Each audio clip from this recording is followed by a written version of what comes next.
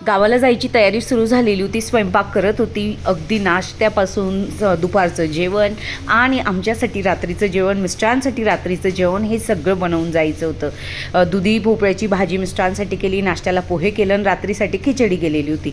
भांडी होती ती लावून घेतली. नंतर जी भांडी होती ना तीही घासून घेतली आणि बॅग तर पॅक कालच केलेल्या होत्या. प्रचंड अशी घाई झालेली होती. काय काय आवरू आणि कुठून आवरू आणि कसं आवरू ही पण एक वेगळीच काळजी होती. चिडचिडी चाललेली होती. मदतीला कोणी यायला हवं असं फील होत होतं. आणि मग गावाला जायची तयारी निघायची तयारी झाली. त्यानंतर ना झाडांना पण खूप लहान मुलांसारखं जपलेलं असतं म्हणून त्यांच्यात पण जीव असतो.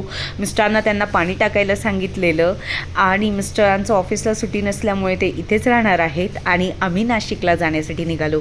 चेक केला आणि देवांना नमस्कार करून म्हटलं आमचा प्रवास सुखरूप होऊ दे.